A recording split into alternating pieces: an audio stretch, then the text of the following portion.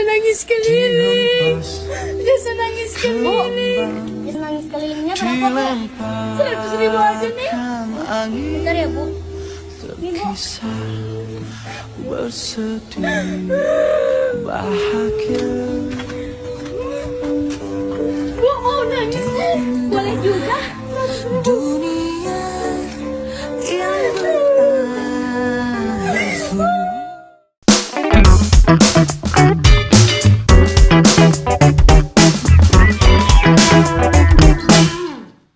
Ada fenomena yang seru nih pasca debat ketiga kemarin yang Pak Prabowo nggak bisa ngapa-ngapain, jadi samsak hidupnya Anies Baswedan. Tiba-tiba di TikTok itu viral banget, atau katakanlah beberapa orang rame banget nangis berjemaah. Nangis berjamaah, mereka menangisi Prabowo yang wajahnya kuyuk karena tidak berdaya di panggung debat. Ada komentarnya, kok Prabowo dibully seperti itu oleh Pak Anies dan Pak Ganjar, katanya gitu. Jadi mereka seolah-olah kasihan sama Pak Prabowo. Karena mereka kasihan lalu timbul simpati, pinginnya sih gitu. Nah, beberapa orang yang nangis ini kemudian videonya diviralkan sedemikian rupa. Saya nggak tahu, mungkin dengan biaya periklanan yang besar sekali untuk membalikkan kondisi debat yang terjadi pada debat Capres ketiga kemarin. Kita tahu dong, pada Capres debat ketiga temanya itu pertahanan keamanan, politik luar negeri, dan hal-hal yang berkenaan dengan itu. Itu harusnya makanannya Pak Prabowo. Pertama karena dia adalah militer, kalaupun di ujung karirnya dipecat. Yang kedua, posisi dia sekarang adalah Menteri Pertahanan. Jadi mestinya yang paling ngerti soal kondisi pertahanan kita, yang paling ngerti tentang bagaimana pertahanan kita ke depan, ya Pak Prabowo. Mas Anies mungkin pengertiannya mestinya tidak sebagus Pak Prabowo. Mas Ganjar apalagi. Tapi kan kondisi yang kita saksikan di debat itu beda. Pak Prabowo justru kayak orang nggak ngerti apa-apa. Ketika ditanya jawabannya kemana, ketika dikonfirmasi data jawabannya kemana, ketika ditanya, oke Pak Prabowo, datanya misalnya Global Peace Index kita turun.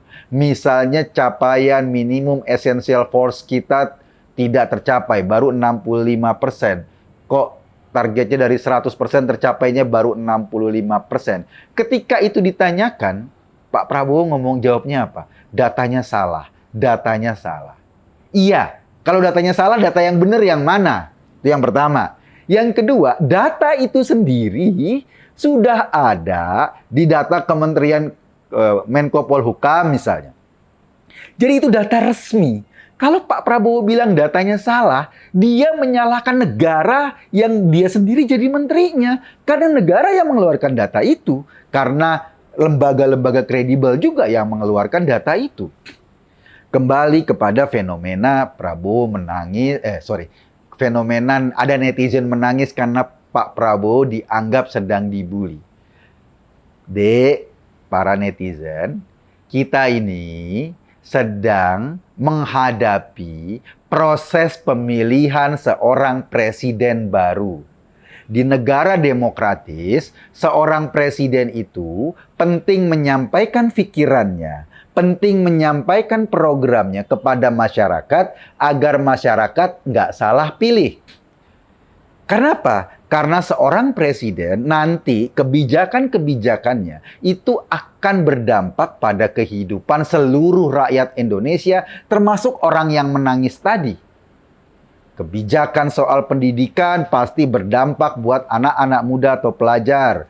Kebijakan soal program sosial berdampak kepada orang-orang miskin. Kebijakan soal militer berdampak bagaimana industri pertahanan kita. Jadi di tangan seorang presiden, nasib 270 juta rakyat itu ditentukan. Termasuk nasib kita. Karena itu, ketika kita milih presiden, kita penting ngelihat kualitasnya. Nah, debat presiden yang diadakan oleh KPU itu adalah salah satu cara agar kita kenal dan kita tahu pikiran-pikiran calon presiden kita. Yang paling bagus itu pasti berdampak pada kehidupan kita selanjutnya.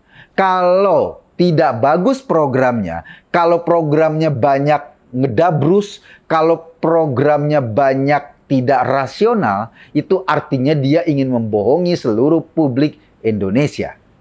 Karena itu, forum debat ini menjadi forum ujian.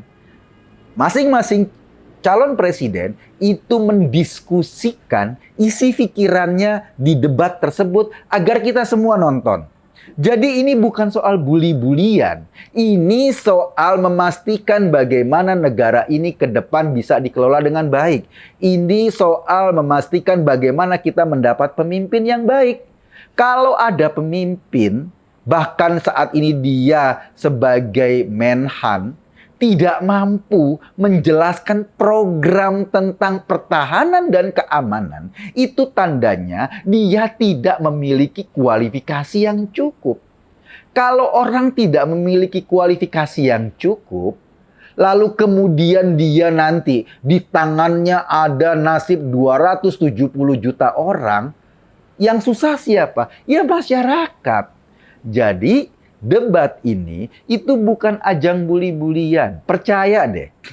Setelah debat, setelah kontestasi pemilu ini, para elit-elit itu nanti juga akan bergandeng-gandengan tangan lagi. Mereka nggak musuh-musuhan kayak kita bully-bulian di sekolah sama teman kita. Mereka akan bergandengan tangan lagi. Mau buktinya? Buktinya ya, dulu Pak Jokowi berdebat sama Prabowo kayak gini di panggung debat. Ujung-ujungnya kan Pak Prabowo diangkat jadi Menhan, jadi menterinya Pak Jokowi. Jadi nggak ada musuh-musuhan. Apalagi bully-bulian. Jelas itu bukan bully-bulian. Ini kesempatan kita. Nah, yang juga teman-teman penting kita ketahui, terutama teman-teman di TikTok deh. Jangan menganggap debat ini itu seolah-olah serang-serangan. Bukan. Kita mau cari pemimpin yang baik demi masa depan kita. Karena di tangan dia juga ada hidup kita. Di tangan dia ada kepentingan hidup kita ke depan. Kalau pemimpinnya salah, kita yang rugi. Kalau pemimpinnya benar, alhamdulillah, kita yang untung. Ketika misalnya ada seorang yang tidak mampu menjabarkan pikirannya dengan baik dan kemudian menjadi sasaran kritik dari dua kandidat yang lain, Pak Prabowo tidak sedang dibully. Ini sedang dikritisi pikiran-pikirannya karena dua presiden ini juga mencintai Indonesia, juga mencintai tanah air kita. Gini deh, misalnya lu nih mau cari pasangan hidup.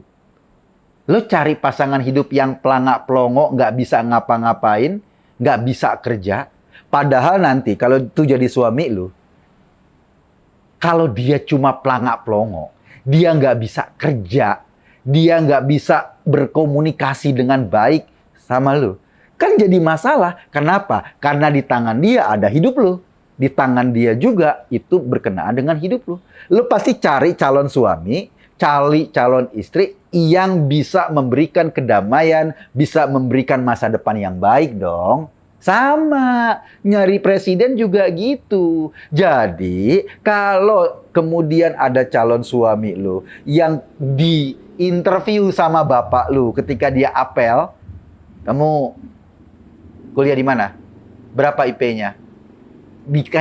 Itu wajar. Kenapa? Karena bapak lu nggak mau menyerahkan lu ke orang yang salah. Nanti masa depan lu terganggu. Nanti masa depan lu bermasalah. Nanti masa depan lu pasti akan sungsang. Cari presiden juga nggak jauh beda. Cari yang paling bagus. Jadi nggak perlu nangis ketika ada debat kemarin. Nggak perlu lu merasa, aduh kasihan sekali. Kalau lu memilih sesuatu hanya karena kasihan, besok lo pacaran sama pengemis. Biar lo menumbuhkan rasa kasihan lo dengan baik. Resikonya apa? Resikonya lo ikut juga ke pinggir jalan, ngemis juga kan? Gue kaku tadi. Terima kasih.